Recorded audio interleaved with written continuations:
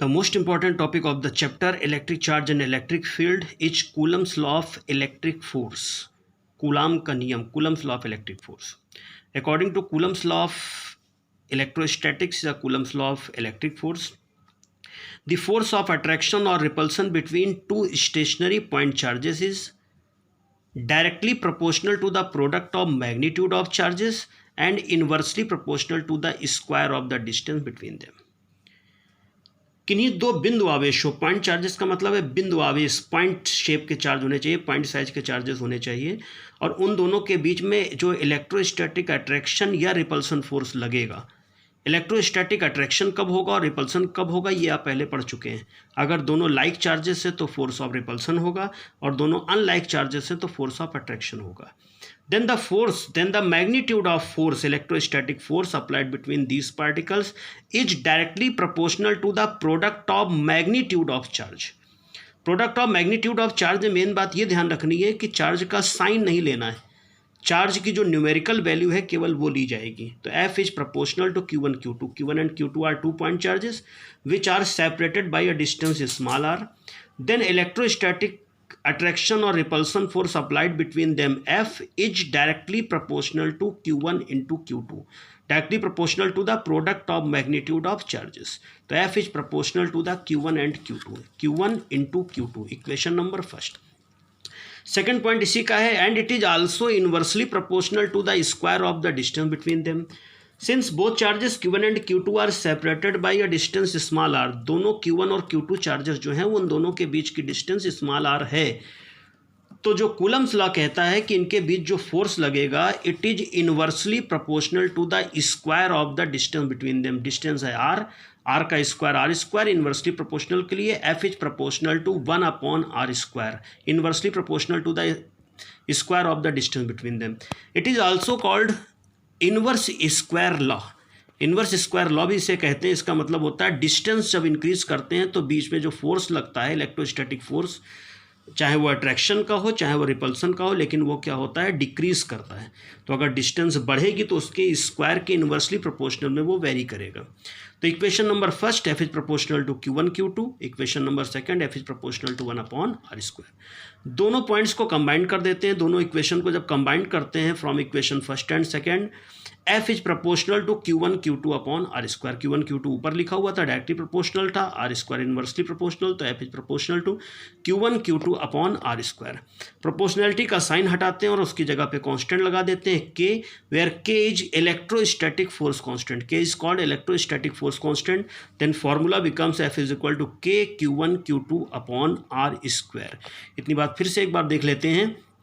According to the Coulomb's law of electrostatics, the electrostatic force of attraction or repulsion force between two stationary point charges is, first point, directly proportional to the product of magnitude of two charges। ये बात ध्यान देने वाली बात है कि product of magnitude of two charges है। Product of magnitude of two charges मतलब चार्जेस का साइन नहीं लेना है, केवल मैग्नीट्यूड लेना है। And it is inversely proportional to the square of the distance between them, दोनों के बीच की जो डिस्टेंस होगी उसके स्क्वायर के इनवर्सली प्रोपोर्शनल होगा। If two point charges Q1 and Q2 are separated by a distance small r, then electrostatic force F is directly proportional to Q1 Q2, equation first, and F is inversely proportional to the r square, या F is directly proportional to 1 upon r square, ये भी कह सकते हैं। दोनों को combine कर देते हैं हम लोग, तो F is proportional to Q1 Q2 upon r square. On removing sign of proportionality there is a constant K which is called electrostatic force constant. F is equal to K Q1 Q2 upon r square. K Q1 Q2 upon r square. इसके बाद का step देखते हैं। K की बात जब करते हैं तो if both charges Q1 and Q2 are in free space, जो दोनों चार्जेस Q1 और Q2 थे अगर वो कहीं फ्री स्पेस रखे हुए, फ्री स्पेस का मतलब इन एयर और वैक्यूम, या तो वो एयर में है या फिर वैक्यूम में है, एंड इन SI यूनिट जो Q1 और Q2 हैं वो दोनों की जो यूनिट है वो SI सिस्टम में है। SI system unit of charge is coulomb. Hence, if both charges Q1 and Q2 are in free space, that means they are in air or vacuum, and in SI units, then the value of constant proportionality constant K is 1 upon 4 pi epsilon naught 1/4 epsilon not. ये जो symbol आप यहाँ पर देख रहे हैं ये इसे कहते हैं एप्सिलॉन नॉट। और इस पूरी वैल्यू 1/4 एप्सिलॉन नॉट की पूरी वैल्यू होती है 9 × 10⁹ newton metre square per coulomb square. 9 × 10⁹ Newton पर metre square per coulomb square. यहाँ पर अलग अलग वैल्यू नहीं रखी जाती न्यूमेरिकल करने में। 1/4 एप्सिलॉन नॉट पूरे की वैल्यू एक साथ पुट की जाएगी 9 × 10⁹ newton metre square per coulomb square. On putting the value of के इन इक्वेशन नंबर थर्ड में जब के की वैल्यू पुट कर देते हैं तो वैल्यू हो जाती है F = 1/4 epsilon naught Q1 Q2 upon r square. Equation number 4, it is the main formula which is required to solving the numerical problems. ये मेन फार्मूला है जिससे न्यूमेरिकल प्रॉब्लम सॉल्व होंगी। 1/4 epsilon naught Q1 Q2 upon r square. Value of 1/4 epsilon naught is 9 × 10⁹ newton metre square per coulomb square. और Q1 Q2 and r is given in the question. Q1 Q2 और are की value दी जाएगी। इन फार्मूलों में discuss करते हैं कितनी बातें नई निकल करके आ रही। Q1 आप जानते हैं क्या होता है, Q2 भी आप जानते हैं क्या होता है, चार्ज होता है। R डिस्टेंस उनके बीच की होती है। F फोर्स होता है, पता है आपको। 4 से आप अच्छी तरह परिचित हैं, पाई से भी अच्छी तरह परिचित है। प्रॉब्लम जो क्रिएट कर रहा है वो कर रहा है एप्सिलॉन नॉट, जिसको आप पहली बार देख रहे हैं आज। एप्सिलॉन नॉट नोट नंबर 1 में epsilon not it is called permittivity of free space. Permittivity of free space कहते हैं, ये भी एक कांस्टेंट है। And the permittivity of free space constant and its value is 8.85 × 10⁻⁻12 coulomb square पर Newton metre square. इसकी value भी constant होती है, हर जगह रखी जाती है। 8.85 × 10⁻⁻12 कूलम्ब स्क्वायर पर न्यूटन मीटर स्क्वायर होती है। अगर कभी आ जाता है आप समझना चाहते हैं कि परमिटिविटी ऑफ फ्री स्पेस क्या होता है, तो परमिटिविटी ऑफ फ्री स्पेस एक ऐसा कांस्टेंट नंबर होता है जो किसी भी मीडियम में ये बताता है कि वो मीडियम में इलेक्ट्रिक चार्जेस के बीच का जो फोर्स लग रहा है वो एयर और वैक्यूम के चार्जेस के फोर्स के रेस्पेक्ट में कितना है। इसको भी आगे भी डिस्कस करेंगे। Note number 2, if the 2 point charges Q1 and Q2 are placed in any other medium या in any medium other than vacuum, जो दो चार्जेस Q1 और Q2 दोनों चार्जेस थे वो एयर या वैक्यूम के अतिरिक्त किसी दूसरे माध्यम में रख दिए जाएं। एयर और वैक्यूम में ना रख के किसी मीडियम में रख देते हैं, सपोज करो ऑयल में रख देते हैं, वाटर में रख देते हैं, अगर रख देते हैं, then electrostatic attraction force between them, तो उनके बीच फोर्स क्या हो जाएगा। सोचने वाली बात है। एयर में रखने पर भी Q1 Q2 ही था, और वाटर के अंदर अगर या डाइलेक्ट्रिक मीडियम के अंदर किसी दूसरे मीडियम में रख देते हैं तब भी वो Q1 Q2 ही रहेंगे। एयर में रखने पर डिस्टेंस r थी तो वहाँ पर भी डिस्टेंस r ही रहेगी। 4π अगर एयर और वैक्यूम में उसको 4π कहते हैं तो किसी और मीडियम में ले जाएंगे तब भी उसे 4π ही कहेंगे। मीडियम चेंज होने पर चेंज होगा तो क्या चेंज होगा, एप्सिलॉन नॉट। तो एयर के या वैक्यूम के लिए वहाँ पे एप्सिलॉन नॉट था, तो यहाँ पर एप्सिलॉन नॉट की जगह पर लिखा जाएगा केवल epsilon. Hence, if the 2 point charges Q1 and Q2 are placed in any medium other than vacuum, then electrostatic force between them is given by F medium। यहाँ पे F का दूसरा सिंबल बना दिया, आप F डैश भी कर सकते हो, F स्टार भी कर सकते हो, मैंने लिखा है F medium. F medium is equal to 1/4 epsilon Q1 Q2 upon R square, not epsilon naught, epsilon Q1 Q2 upon R square, where epsilon is called absolute permittivity और permittivity of the medium। वहाँ पर epsilon naught को देखते हैं तो epsilon naught था permittivity of free space, और यहाँ पर epsilon आया, इसे कहते हैं absolute permittivity और permittivity of the medium। जिस मीडियम में रखा है, अगर वो एयर है तो epsilon is permittivity of epsilon, if the medium is water then epsilon is permittivity of water, if it is oil then epsilon is permittivity of oil। जो भी मीडियम होगा उसके लिए epsilon होगा और उसकी वैल्यू होगी कुछ। हाँ, ये देखते हैं इक्वेशन नंबर ये 5 बनी। Equation number 4 is divided by 5, दोनों के बीच में रिलेशन निकालते हैं। Equation number 4 is divided by 5, then F upon F medium. Equation number of 4 आप देख रहे हैं F था 1/4 epsilon naught Q1 Q2 upon R square. F equation number 5 F medium 1/4 epsilon Q1 Q2 upon r square. Divide करते हैं 1/4 pi epsilon naught Q1 Q2 upon r square ऊपर, 1/4 pi epsilon Q1 Q2 upon r square नीचे, 4 pi से 4 pi cancel, Q1 Q2 r square cancel. Finally आता है F upon F medium is equal to epsilon upon epsilon naught. Epsilon upon epsilon not,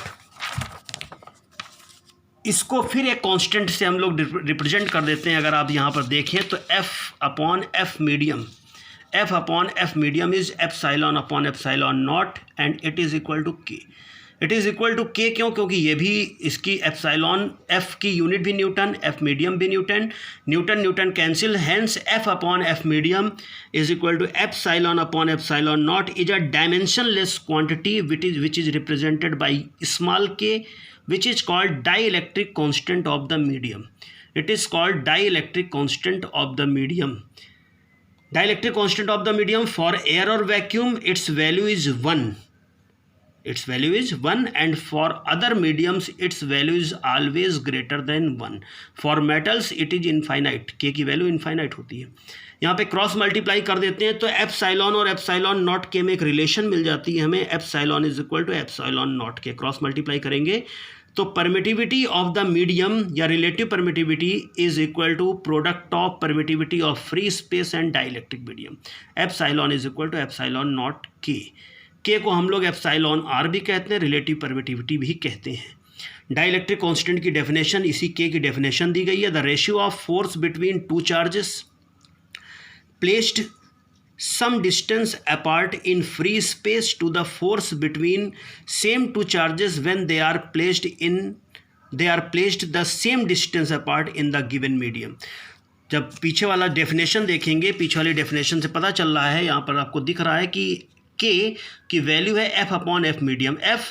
F is the electrostatic force between two charged particles when they are placed in air or vacuum, and F medium is the electrostatic force between same charges which are placed at same distance as in air when they are placed in a dielectric medium या in any other medium। दोनों का ratio जो है वो K के ऊपर आया है, K की वैल्यू के इक्वल है। वही डेफिनेशन है, the ratio of force between two charges placed some distance in free space to the force between two charges when they are placed in same distance apart in the given medium।